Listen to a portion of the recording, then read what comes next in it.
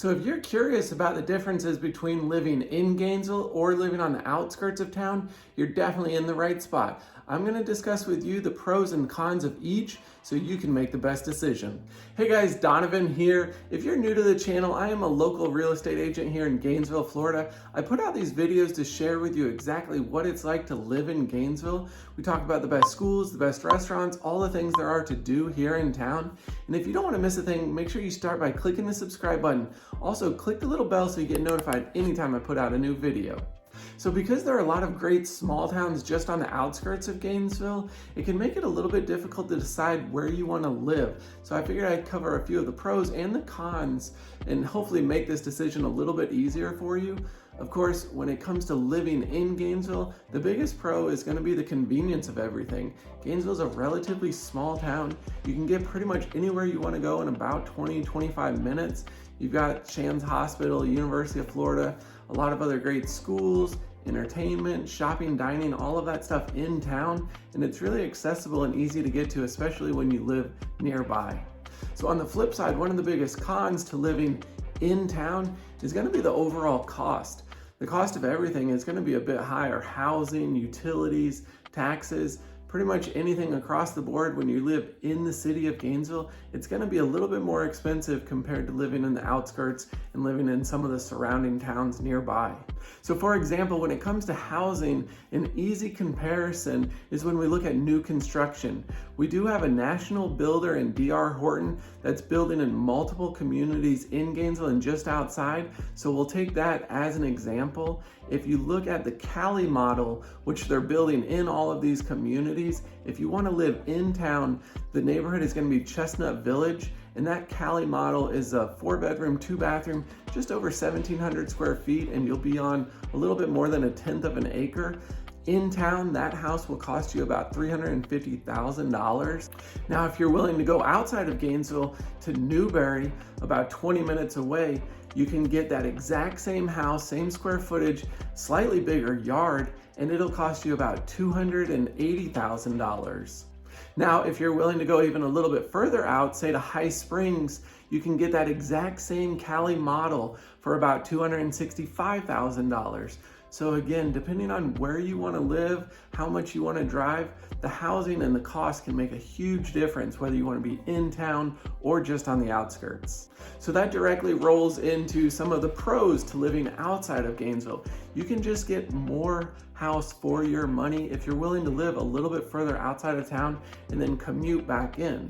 You'll also notice a decrease in the utilities and some of the other everyday expenses if you're willing to be a little bit further outside of Gainesville. Another benefit when it comes to housing and money, if you're willing to live outside of Gainesville, is the type of financing you can get. You could definitely consider getting a USDA loan, which is a 100% down loan, but typically those are only going to be available in places outside of Gainesville. So of course, there are going to be some downsides to living in the outskirts, living outside of Gainesville. That's definitely going to come back to the convenience factor. There's less shopping, dining, there's just fewer options. Most of the towns around Gainesville are pretty small, so they may have 1 or 2 grocery stores, but they don't have Walmart, Target, and some of those bigger shops that you may be looking for. And then also the food delivery services. They don't deliver to a lot of the places outside of town.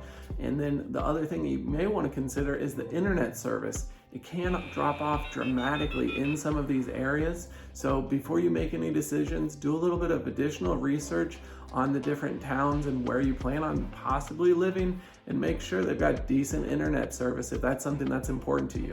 So one major factor to consider if you're looking at living on the outskirts of Gainesville that you may not be familiar with is the septic system. So if you're in one of these newer neighborhoods, pretty much all of the newer construction homes and neighborhoods are going to be on city water and sewer system.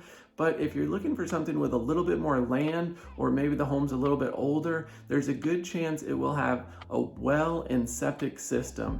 So there's pros and cons to that. Of course, with the well, you're not paying a monthly water bill. You pay the utilities to run the pump, and it's relatively inexpensive. And then the same thing on the sewer side. Instead of paying a regular sewer wastewater bill, you have a septic system that, again, on a month-to-month basis isn't going to cost you anything, but it's something that you want to be prepared for. Typically, a drain field may last you 12 to 18 years, could go a little bit longer if it's well maintained, but to replace and address a drain field when you have an issue, if you were to replace the whole thing, it can be a major cost and range anywhere from about $3,000 on up close to $10,000 depending on the specifics of the soil and the details of the drain field. So that's something to consider. You'd also want to do regular maintenance on that septic tank. So every 3 to 5 years, roughly, having it drained is what they recommend. And that cost can run about $300 or so to have it drained. Another question or consideration that is always going to come up is going to be the commute time. And really, it depends on what you're used to, where you're coming from. If you've been in a really dense city with tons of traffic and you're used to a 45-minute commute just to go a short distance, your time in the car may not be that much longer. If you're out in Hawthorne or High Springs, Alachua, it's going to be about the same amount of time in the car. The only difference is you'll be continuously moving roughly up until you get to Gainesville. Then things will slow down a little bit. But overall, your drive time may not be dramatically longer. It'll just be a different type of commute. So if you're curious about some of the towns around Gainesville and some of the different options that are out there, you'll want to go ahead and watch this video where I drive you around some of the most popular towns just on the outskirts of Gainesville and share exactly what you can expect if you're moving to the area.